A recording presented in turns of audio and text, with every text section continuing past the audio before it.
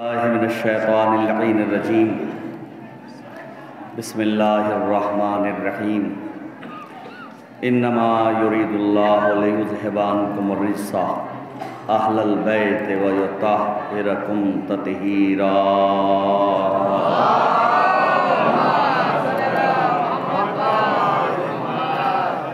مکمل طور پر یہ عبادت اپنے پائے تکمیل تک پہنچ چکی ہے اور بہترین علماء اور خطبہ اور شعراء نے کیا بہترین فضائل میرے مولا کے پیش کیا آپ کی بارگاہ میں۔ میں بھی دو تین فقرے اپنے مولا کی بارگاہ میں بطور نذرانہ پیش کرنا چاہتا ہوں، اور اسی لیے میں نے اس آیت کا انتخاب کیا، اور میں سمجھتا ہوں کہ میرے مولا کی اس سے بڑی اور فضیلت کیا ہوگی کہ وہ خانوادہ کہ پروردگار عالم جس کے گرد آیہ تطہیر کی باؤنڈری بنائے، وہ خانوادہ کہ جس کو اللہ نے آیہ تطہیر کے حصہ میں رکھا، اس سے بڑی میں فضیلت اپنے مولا کی نہیں بیان کر سکتا کہ جو آیہ تطہیر کے حصار میں خانوادہ ہو، اس گھر میں جو بچہ پیدا ہو اسے نقی کہتے ہیں۔ جو معنی سے واقف ہے وہ تو واقف ہی ہے، نقی کے معنی ہیں پاک و پاکیزگی کی۔ 10ویں امام کا نام یعنی ایسے خاندان میں جس کا نام نقی رکھا جائے، اور نقی سے پہلے علی، نقی سے پہلے علی، اور چونکہ تفصیل کا وقت نہیں ہے، میں دو تین بات عرض کرنا چاہتا ہوں۔ 10ویں امام کے ہر امام کی اپنی کچھ خصوصیات ہیں، لیکن 10ویں امام کے حوالے سے دو باتیں عرض کرنا چاہتا ہوں۔ وہ یہ کہ جب ہر امام نے تحفے دیے ہیں اپنی امت کو، اپنے زمانے کے لوگوں کو، 10ویں امام نے دو ایسے تحفے دیے ہیں جس کے بارے میں علماء سے معذرت کے ساتھ، علماء تو جانتے ہی ہیں، میں اپنے بچوں کے لیے اور جوانوں کے لیے بتانا چاہتا ہوں۔ دو ایسے تحفے دیے ہیں 10ویں امام نے کہ ہم جتنے شکر کے سجدے کریں وہ کم ہے۔ 10ویں امام نے جب میرے مولا کو گرفتار کر کے لے کے چلے، اور 10ویں امام کا گزر کوفے سے ہوا، مسجد کوفہ کے قریب سے ہوا، تو 10ویں امام نے بہت توجہ چاہتا ہوں، 10ویں امام کا گزر جیسے ہی مسجد کوفہ کے قریب سے ہوا تو 10ویں امام نے کہا کہ رک جاؤ، رک جاؤ۔ تمام کارواں رک گیا، جو کارواں کا جو سالار تھا، جو امام کو لے کے جا رہا تھا، اس نے کہا فرزند رسول یہاں کیوں رک گئے؟ امام نے کہا چونکہ آج روز غدیر ہے۔ امام نے کہا چونکہ آج روز غدیر ہے اور میں مسجد کوفہ سے بغیر اعمال غدیر کیے ہوئے نہیں بچ سکتا۔ غدیر کا دن تھا جس دن امام مسجد کوفہ سے گزر رہے تھے، روز عید غدیر تھا۔ امام نے کہا میں اس وقت تک نہیں گزر سکتا جب تک کہ اعمال عید غدیر نہ کر لوں۔ امام کو گرفتار کر کے لایا جا رہا ہے، لیکن امام نے یہ کہہ کے بتا دیا کہ دیکھو میں امام ہوں، اگر ایسے حالات بھی ہوں کہ تمہیں کوئی گرفتار کر لے تو تب بھی اعمال عید غدیر کو فراموش نہ کرنا۔ اگر ایسے حالات بھی ہوں، امام رکے۔ دو چیزیں میں نے بتایا، دو چیزیں ہیں جو ہمیں 10ویں امام سے ملی۔ ایک تو زیارت جامع کبیرہ، زیارت جامع کبیرہ جو آج شیعت کے پاس اتنا بڑا تحفہ ہے کہ کیا مولا کی زبان سے نکلے ہوئے کلمات ہیں، اور کیا تعریف کی ہے پروردگار عالم کی 10ویں امام نے اس زیارت کے اندر، کیا کیا لفظ استعمال کیے ہیں میں بتا نہیں سکتا۔ زیارت جامع کبیرہ جو 10ویں امام نے ہم تک پہنچائی، یہ 10ویں امام کا توبہ ہمارے لیے۔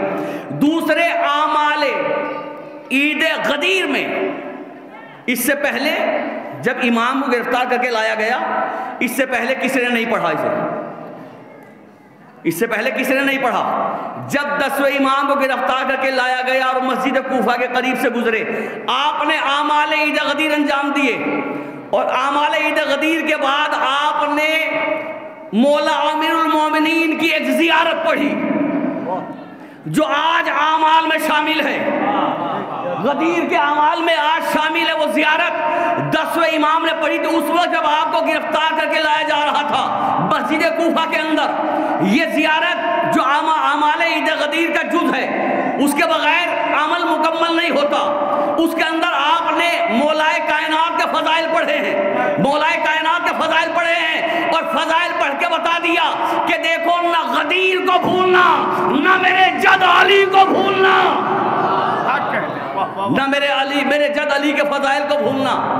مولانا شمس تبریز صاحب نے اشعار پڑھے، اس میں واقعہ پڑھا ہے، لیکن اس سے جب دربار میں پہنچے ہیں 10ویں امام، قید ہو کے امام جا رہے ہیں، امام نے قیام کہ جہاں میرے مولا کی آج قبر ہے وہاں یہ میرے مولا کا گھر بھی تھا، 10ویں امام کا گھر ہے، جہاں قبر ہے مولا کی یہی امام کا گھر تھا، اور اسی گھر کے اندر امام علیہ السلام نے اپنی زندگی میں ایک قبر بنائی تھی اپنی۔ بچوں کے لیے عرض کر رہا ہوں، بڑے مجھ سے بہتر جانتے، علماء بہتر جانتے، امام نے اپنے گھر کے اندر اپنی زندگی میں قبر بنائی تھی، اور جیسے ہی امام نماز مغرب سے فارغ ہوتے تھے، نماز مغرب کے بعد، نماز مغربین کے بعد امام اس قبر کے اندر چلے جاتے تھے، روزانہ امام اس قبر کے اندر چلے جاتے تھے۔ لوگ قبر سے ڈرتے ہیں، لوگ قبرستان سے ڈرتے ہیں، 10ویں امام نے اپنے گھر کے اندر اپنی زندگی میں اپنی قبر بنائی تھی، اسی میں امام دفن ہیں، جو امام کے ہاتھوں کی بنائی ہوئی، اپنے ہاتھوں سے بنائی ہوئی قبر تھی، امام نے قبر بنائی تھی، اور اس قبر میں امام رات بھر عبادت کیا کرتے تھے، اس قبر میں امام رات بھر عبادت میں مصروف رہتے تھے۔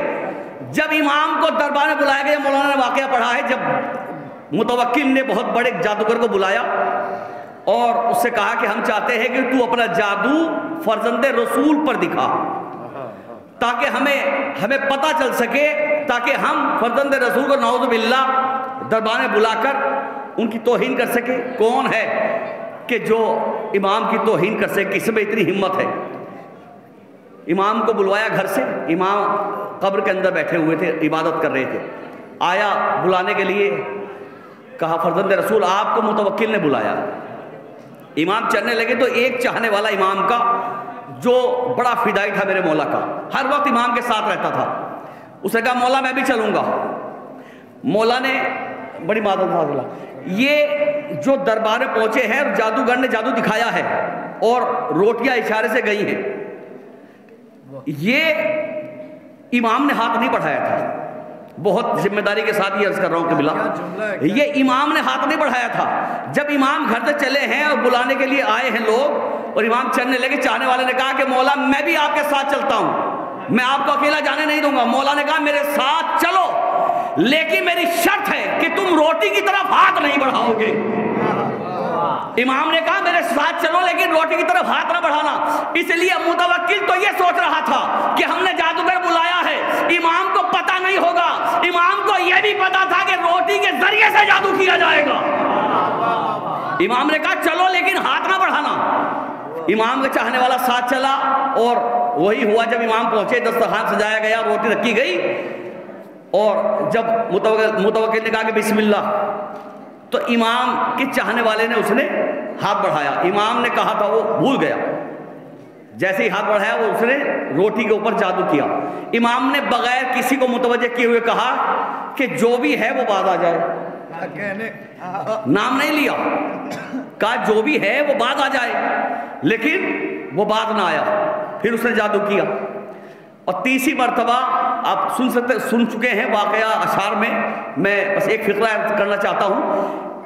جب وہ نہیں مانا تو فرزند رسول نے نہ انگلی کا اشارہ کیا، نہ اس قالین کی طرف دیکھا جس پہ شیر بنا ہوا تھا، نہ دیکھا۔ کیوں؟ اس لیے کہ یہ صفات الہیہ کے مظہر ہے، یہ صفات الہیہ کے مظہر ہے۔ اللہ کی صفت کیا ہے؟ انما امرہ اذا اراد شیئا ان یقول له کن فیکون۔ یہ جیسے ہی کن کہتے نہیں، ارادہ کرتے ہیں تو شے وجود میں آ جاتی ہے۔ اللہ کی صفت ہے یہ، اور یہ ہے صفات الہیہ کے مظہر۔ جیسے ہی جادو کیا، امام نے نہ اشارہ کیا، نہ اس کی طرف دیکھا، بس دل میں ارادہ کیا اور ایک جملہ کہا